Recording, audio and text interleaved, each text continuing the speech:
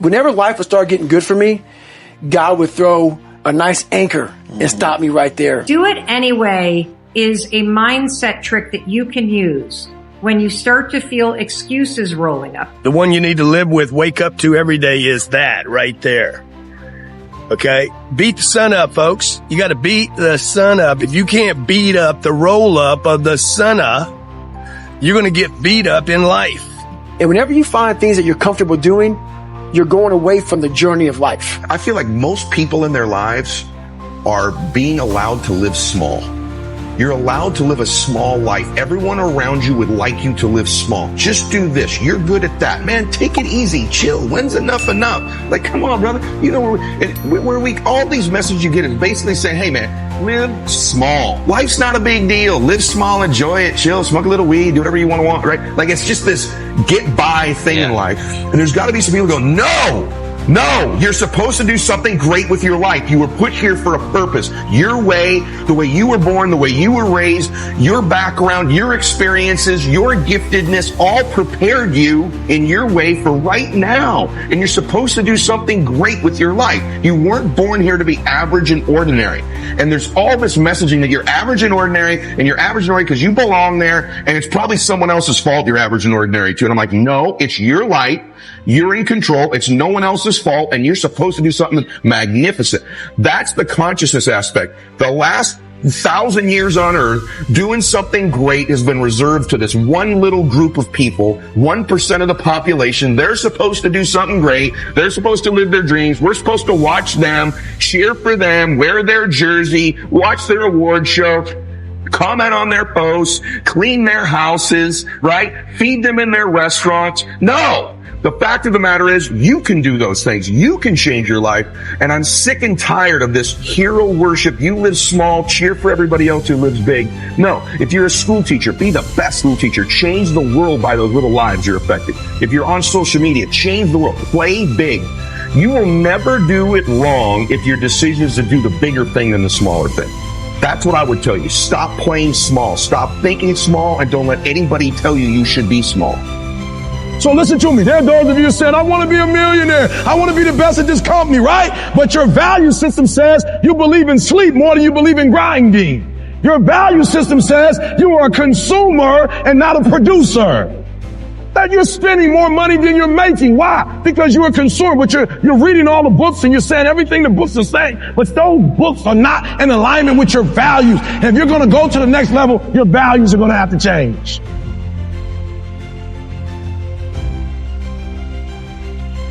What if I told you this was the last Monday morning of your life? What if I told you die this week? Would you complain about your crap job or that test you don't want to take? I doubt it. You would go much higher level thinking. Well, that's really what it takes. It takes understanding that if you're not pumped right now, if you're begrudging what you're about to do, if you're not looking forward to it, look, I respect practicality. You gotta go through school because your parents want to. You gotta pay your rent. You got student loans. I get it. But please recognize the world we're living in. We're living in a world where there's so much more opportunity. This internet thing created way more opportunity for all of us. Way more. I mean, look, you might not even be alive. Like, your mom and dad could have had sex like 3 minutes later and you wouldn't even exist and you're complaining. You could have ended up being a bus, a tree. I just don't get the mentality of being head down sad on a Monday morning. I'm going to make you Saturday Monday morning. That's what I want to do every morning, and that's what I want from you. Please take a step back and think about how awesome it actually is. And then recognize that you can attack the world in a totally different way because you were lucky enough to be born during this era. So you have said to yourself, okay, I'm going to talk to my boss today about that thing that I've been avoiding talking to them about. Or maybe you've said something like, I'm going to go to the gym today or tomorrow or whatever. And then the moment comes where you've got to have that conversation. Or the moment comes where it's time to pack up your bag and leave your desk and go to the gym. And what always happens? You don't feel like it. I bet there are plenty of you watching that have made a commitment that, I'm not going to have a drink tonight. And then guess what happens when you get home? You don't feel like not drinking. You feel like having a drink.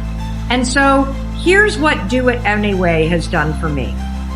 The idea that I just do it anyway has pushed me to realize and to recognize that there are a lot of moments where there are things in my life that I really want to do, I need to do, I should do, but when the moment comes, I don't feel like it. And so I pull out this idea of, you know what? I'm just going to do it anyway. It's raining outside. I said I would go for a short run. I don't feel like it. I'm going to do it anyway.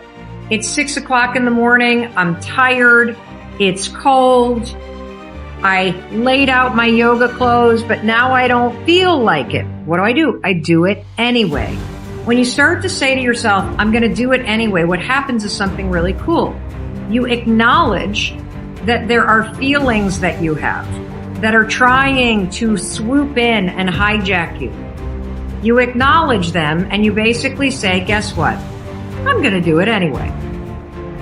Problems are basically the building block of happiness. And that is really counterintuitive to most people, because most people think of happiness as like no problems, you know, sitting on the beach with a pina colada, doing whatever. And but the truth is that we need some sort of struggle in our life. And the point I try to make in the book is that the key to living a good life isn't getting rid of struggle, it's finding good struggles. Struggles that invigorate you, struggles that feel important to you, struggles that can contribute to the people around you. Because that's where meaning comes from, and ultimately meaning is, you know, what we all need. If people listening to this like feel stuck in some way, generally when people feel stuck, it's because they're in a situation where they believe that they don't have the power to solve whatever's going on in their life. And the truth is that you always have the power to A, react to whatever's going on in your life, or B, create the meaning around whatever's happening in your life. So it's usually just a matter of first changing perspective and then B, doing something to set about solving it. And again, it's what gets people stuck is that they want to eliminate their problems. It's not about eliminating problems. It's about simply finding something more meaningful, more worthwhile. Obviously, he was about as successful as anyone could be. I mean, he was a successful guy in so many aspects, and yet he killed himself. He said in this book, I wanted adventures.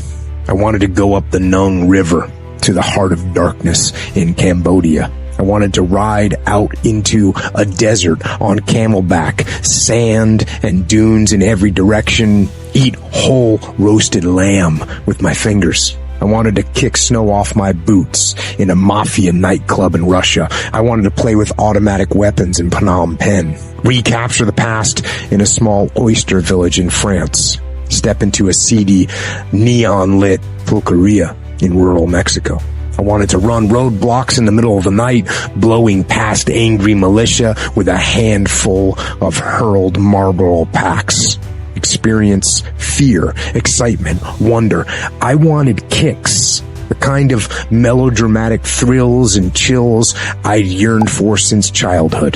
The kind of adventure I'd found as a little boy in the pages of my Tintin comic books. I wanted to see the world, and I wanted the world to be just like the movies. That's what Anthony Bourdain said. Just like the movies. But you know what? To me, the world is not like the movies. The movies aren't real. They don't exist. But you do. And this life it's better than any movie there is. Movies are supposed to provoke emotion. They're supposed to make you feel something. But I have a better idea. Go out into the world and actually feel it. Go feel joy and love and triumph and rapture and ecstasy and glory. Go feel those things. And you know, with those feelings, there will be other feelings as well. There will be sorrow and pain and sadness and desolation and suffering. There'll be all those feelings too. But you know what? That's okay. That's okay. Take both sides. Feel all of it. That's what life is. Those feelings, those emotions, those highs and those lows, those are life.